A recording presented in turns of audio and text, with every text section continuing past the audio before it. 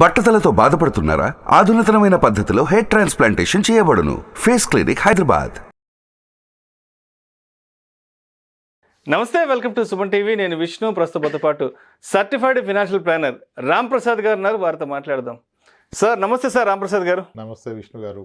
రామ్ ప్రసాద్ గారు, బంగారం ధరలు ఆకాశాన్ని అంటిపోతున్నాయి. 74,000 అంటున్నారు, 75,000 అంటున్నారు, 80,000 అంటున్నారు. ఆ తర్వాత ₹1,00,000 చేరుకుంటుంది అంటున్నారు.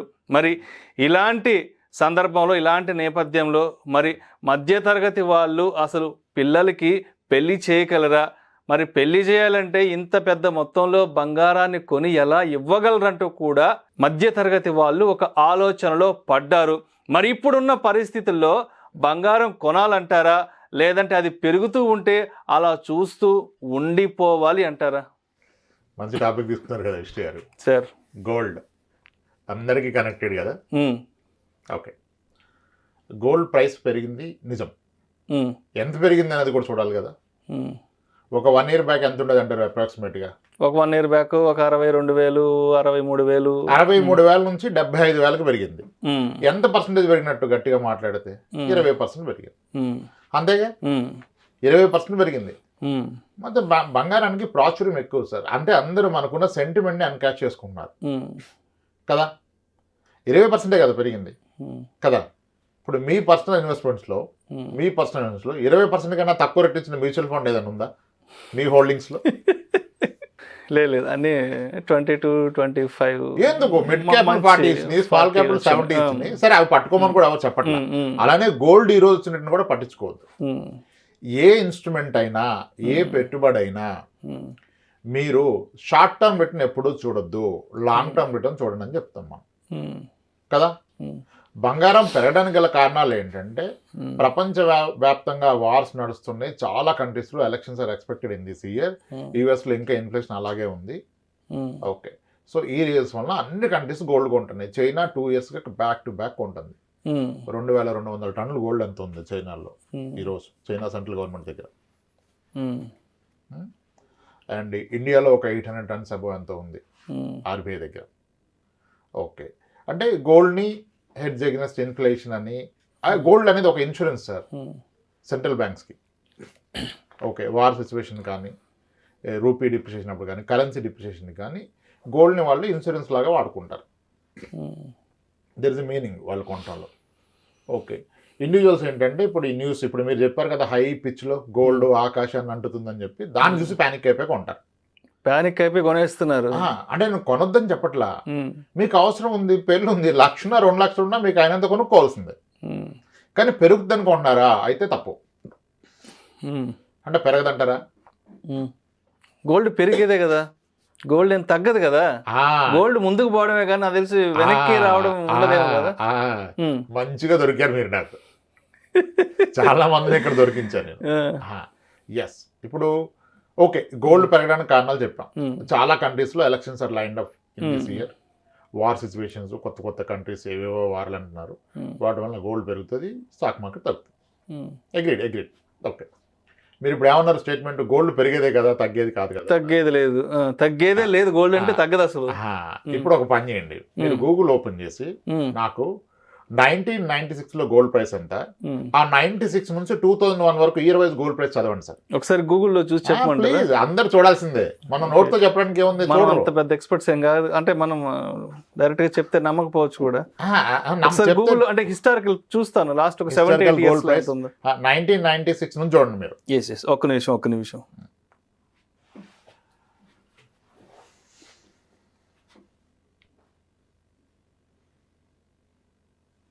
కదా, 1996లో 10 grams గోల్డ్ 5,160 ఉంది సార్. 1996లో.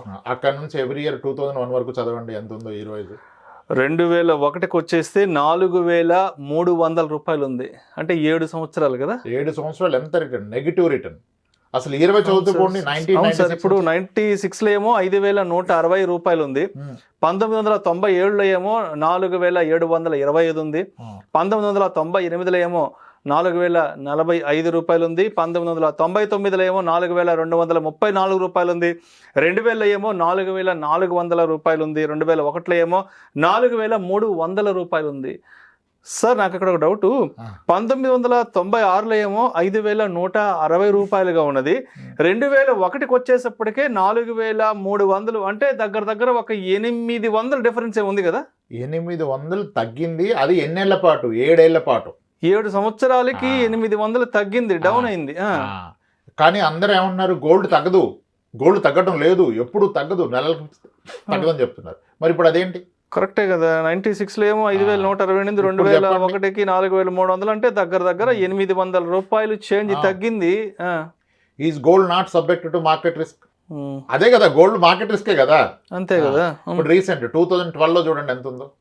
2012 ఒక్కసారి 31,050 రూపాయలు ఉంది సార్ 2012లో. అక్కడ నుంచి 2017 వరకు 20 చూడండి ఒకసారి గోల్డ్ ఎంత ఉందో. ఓకే, నేను ఒకసారి మొత్తం చూస్తూ వస్తాను. 2012లో ఏమో 31,050 రూపాయలు ఉంది. 2013లో ఏమో 29,600 ఉంది. 2014లో 28,006 రూపాయలు ఉంది. 2015లో 26,343 రూపాయలు ఉంది. 2016లో 28,623 రూపాయలు.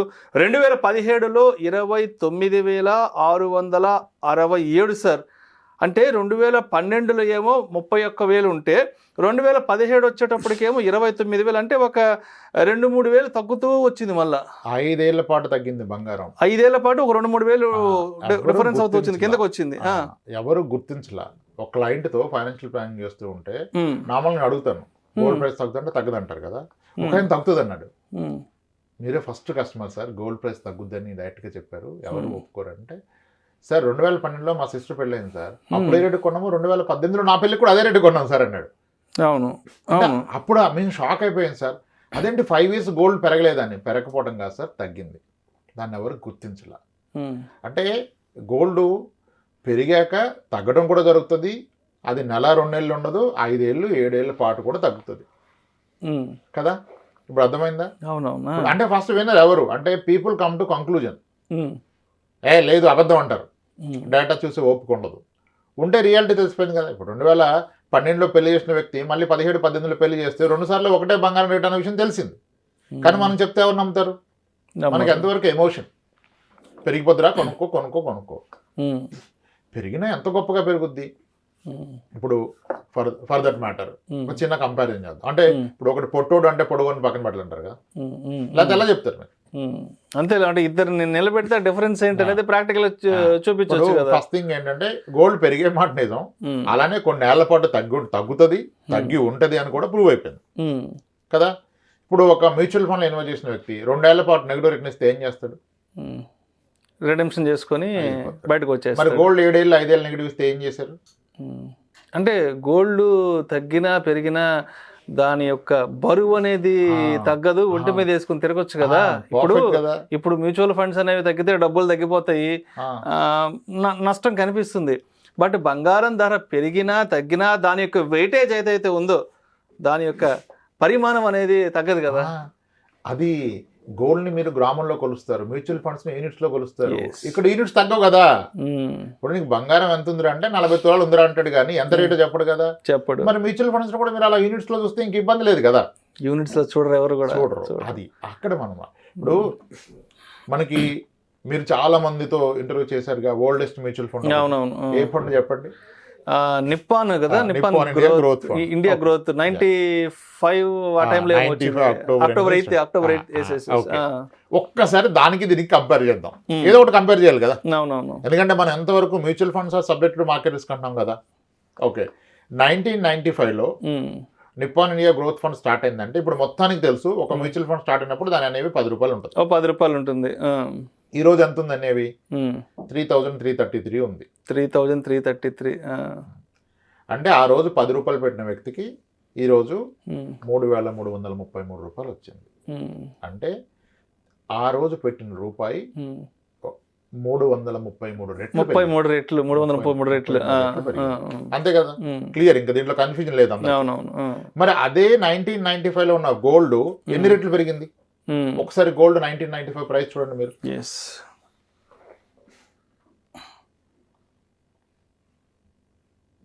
95లో 4,680 రూపాయలు ఉంది సార్. 5,000 వేసుకోండి సార్. సరే 5,000 వేసుకుందాం. ఈ రోజు 75,000 వేసుకోండి. ఇవాళ 75,000. ఎన్ని రెట్లు పెరిగింది? 15, 16 రెట్లు. 16 రెట్లు వేసుకో అంతే కదా. 95లో బంగారం కొంటే 16 రెట్లు పెరిగింది. అదే మ్యూచువల్ ఫండ్ కొంటే 333 రెట్లు పెరిగింది. అసలు ఏమన్నా కంపేరబుల్ ఇది లేదు అసలు. ఎక్కడ కూడా అది ఆ డిఫరెన్స్ అనేది ఎక్కడ. ఇప్పుడు ఏంటి, నిప్పాన్ ఇండియా గ్రోత్ ఫండ్ హిస్టరీలో చాలా సార్లు 2 సంవత్సరాలు 3 సంవత్సరాలు నెగిటివ్ రేట్ని ఇచ్చింది. ఆ ఇచ్చిన ప్రతిసారి ఇన్వెస్టర్లు బయటకు వెళ్ళిపోయారు. అవును. గోల్డ్ 7 years నెగిటివ్ రేట్ని ఇచ్చింది, ఎవరు బయటికి వెళ్ళాలి. కాబట్టి ఈ రోజు వరకు గోల్డ్లో ఉన్న వాళ్ళకి 15 రెట్లు పెరిగింది. ఈ రోజు వరకు మ్యూచువల్ ఫండ్లో ఉన్న వాళ్ళకి 333 రెట్లు పెరిగింది. Mutual funds are subjected to market risk. Market ఒడిదుడుకులకి లోబడి. మరి గోల్డ్ కూడా అంతే కదా. అదే కదా, మార్కెట్ రియాక్షన్ బట్టే గోల్డ్ ప్రైస్ అనేది కూడా డిసైడ్ అవుతూ ఉంటుంది ఏ రోజుకి ఆ రోజు. అది చెప్పనవసరం లేక భయం లేదు ఎవరికి, ఎందుకంటే వాళ్ళు ఎక్స్పీరియన్స్ అయ్యారు. అలానే ఒక ఇన్స్ట్రుమెంట్ని మీరు లాంగ్ టర్మ్ ఎక్స్పీరియన్స్ అయినప్పుడు మీరు సరైన నిర్ణయం తీసుకోగలుగుతారు. ఇప్పుడు ఎవరికైతే గోల్డ్ అవసరం, నెక్స్ట్ ఇయర్ మ్యారేజ్ ఉంది, ఆ నెక్స్ట్ ఇయర్ మ్యారేజ్ ఉంది, ఫంక్షన్ ఉంది, కొనండి. ప్రైస్తో మీకేం సంబంధం? మీరు కొన్నది అమ్మడానికి కాదు కదా. ఆర్నమెంట్గా కొనుక్కుంటే ఇబ్బంది లేదు సార్. యాజ్ అన్ ఆర్నమెంట్ కొనుక్కోండి, గోల్డ్ ఎనీ డే కొనండి. అదే చెప్పేది. పెరుగుతుందా అంటే గోల్డ్ కన్నా పెరిగేవి చాలా ఉన్నాయి కదా. అందుకని పెరుగుతుందంటే ఇప్పుడు అందరు పెరిగిందని పొలవమంటున్నారు, కానీ ఏం పెరిగింది సార్? 10 ఏళ్ల క్రితం మ్యూచువల్ గోల్డ్ కొంటే ఎంత పెరిగింది? మా అంటే డబుల్ అయింది, డబుల్ కన్నా కాస్త ఎక్కువైంది. అదే నిప్పాన్ ఇండియా గ్రోత్ ఫండ్ చూస్తే 10 yearsలో 6.5 times పెరిగింది. అంటే 10 ఏళ్ళు టైం ఇవ్వాలి కదా సార్. అంటే మీరు చెప్తుంటే నాకు ఏమర్థం అవుతుందంటే, బంగారం పెరిగిపోతుందన్న భయంతోనో కన్ఫ్యూజన్తోనో ఎక్కువ కొనేస్తున్నారు. పానిక్ అయిపోయి ఎక్కువ మంది వెళ్ళిపోతున్నారు ఆ గోల్డ్ కొనడానికి షోరూమ్స్కి. అందరికి కావాల్సింది కూడా అదే. భయపెడితే నచ్చుతుంది, గోల్డ్ గురించి గొప్పగా మాట్లాడితే నచ్చుతుంది. గోల్డ్ కొనొద్దని చెప్పట్లేదు, గోల్డ్ కొనుక్కోండి, మీకు అవసరం ఉండడం కొనుక్కోండి. పెరుగుతుందని భయపడి కొనుక్కోవద్దు. ఈ రోజు పెరుగుతుందని కొంటే, ఇప్పుడు హిస్టరీ చూసాం కదా 2 times, అది జరిగితే నెక్స్ట్ 6-7 years పెరగదు. పెరగకపోయినా నాకు ప్రాబ్లం ఏం లేదు, ఆర్నమెంట్ అంటే కొనుక్కోవచ్చు. కానీ నువ్వు భయపడి కొన్నావు కదా, పెరుగుతుందని అప్పు చేసి కొనొద్దు. ఇప్పుడు క్రెడిట్ కార్డు మీద కొనొద్దు, పర్సనల్ లోన్ తీసుకుని కొనొద్దు. నీ దగ్గర డబ్బు ఉంది, గోల్డ్ కొనుక్కో. అది కూడా ఆర్నమెంట్లో కొనుక్కో, మళ్ళీ ఇంకేం కొనక. సవరన్ గోల్డ్ బాండ్ కూడా కొనొద్దు.